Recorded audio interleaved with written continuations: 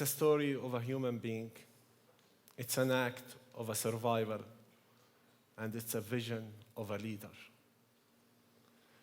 I was born as a refugee to a very political Palestinian family. My mother joined PLO. She became a Fatah leader. She led many events against Israel as a freedom fighter. I grew up in an environment that my childhood was forbidden. I grew up that my dreams were surrounded. My rights were not there. It didn't take me a minute to participate in the first Intifada, the first Palestinian uprising in 1987. And sometimes people ask me, why Palestinians educate their kids to hate? Hey guys, if you grow up in such an environment, do you really need a specific curriculum for hatred? It makes the job for you. I became an activist, a fighter. I was arrested with my mother. We spent 4 years in the Israeli prison. And the first encounter with nonviolence actually was inside the prison. After 3 years of being there, I wanted to meet her. She was in another prison. Then we both participated in a hunger strike for 17 days to meet each other. And for the first time in my life, 1993, I could achieve something from Israelis by acting non-violently. Because I was very educated in the prison. Palestinian political prisoners have succeeded to build a system and to create 5 committees to lead and manage their daily life. And I didn't know that I'm going to the best university that you can imagine. Then I was released by Oslo Peace Agreement.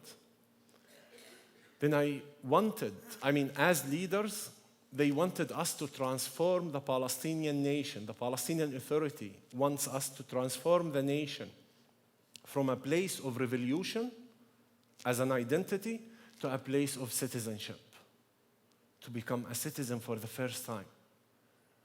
But we were confused and challenged by the continuation of the Israeli occupation on the ground and by many, many other interior issues. Finally, the second Intifada has started as a consequence of these acts, and I was badly wounded by a settler, and my brother was very violently murdered by Israeli soldiers in my village, Beit Omar, next to Hebron. So what do? When this happens to you, you are not the same person.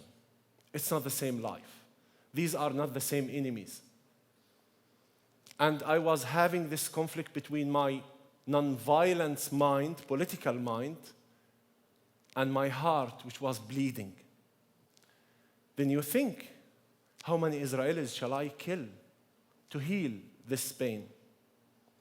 How many Israeli mothers has to cry to experience the salty taste of my mother's tears? And how many numbers of dead people and how many graves has to swallow Israeli bodies to tell Israel that my brother was not deserved to die? Then I couldn't do anything. Thinking about revenge is easy, which is normal. But whatever I do, he's not gonna come back. There is no limited number for revenge. This punishment that you think about as a victim cannot lead you to any future. So I was stuck until I met a group of bereaved Israeli families where I realized that there is another face of Israel. Israel successfully shows me Air Force, tanks, checkpoints, aggressive behaviors. But it took Israel 32 years of my life to show me a Jewish tears. I couldn't imagine that Jewish people have tears or feeling. Then suddenly, you see a victim. Then you realize that you are not the only victim. Then my whole world has changed. I become an activist for nonviolence and reconciliation. And I realize that my real enemy is not the Jewish people. It's their fear. The fear of the Jews are our biggest enemy. And the daily suffering of the Palestinian under a military occupation is the best enemy for Israel. So to overcome that, we have a mission. And I'm not talking about peace events and dialogues and 5-star hotel conferences for peace where many millions of dollars are wasted there. We can hug each other and eat hummus forever. I'm talking about an action. I'm talking about a strategy. I'm talking about a vision. I'm talking that both sides has to reach the conclusion and to stop this competition of suffering. We are very good in that. We are even collecting. We are even collecting the whole world to be pro this or pro that. I was speaking to the House of Lords, pro-Israel and pro-Palestine, two groups of lords, where I said, cannot you be pro-solution? What are you expecting? One of us is going to disappear from this land? So this is my voice, and this is my call. And to do all of that, this is nice. But to do all of that, I have 3 missions now in life. First, my book, Painful Hope. To have hope in this land is such a painful issue. Second, I landed in the middle of 6 settlements in a land of my family. And I start building a Palestinian nonviolence center where I found out that there is settlers coming to have debate. And I said, come on, we don't speak to settlers. This is the usual left-wing statement in these nice peace cafes in Tel Aviv. People will say, Ali, you are nice, we don't speak to settlers. What does that mean? Shall I speak to settlers? Who's going to engage these people? More than 600,000 people. You cannot just cut them off and that's it. And they are not Gandhis for sure. And I think dialogue is the secure place for argument, not exactly for agreement. But if we don't dialogue with the people that we disagree with, so how can we reach any solution? I don't want to convince the convinced. The convinced are nice. But we want to activate the dream. I am the slave of my dream.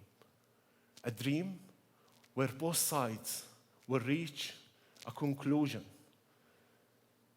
that whatever the price of peace will be is much cheaper than the price of war.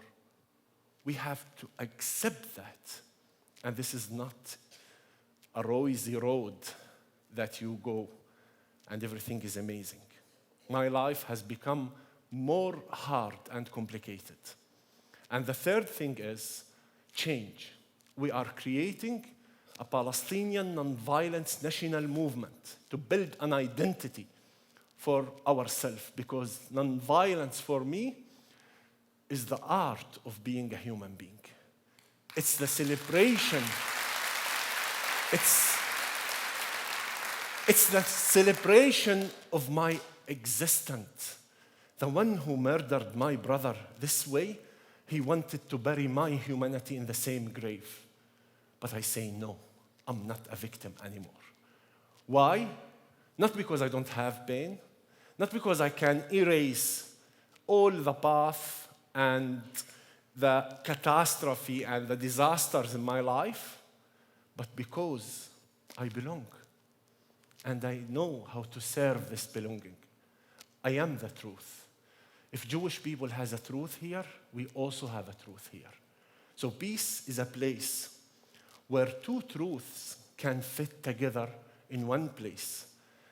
And Gandhi said it once. First, they ignore you. Second, they tease you. Third, they attack you. Fourth, you win. We're gonna win. Thank you so much.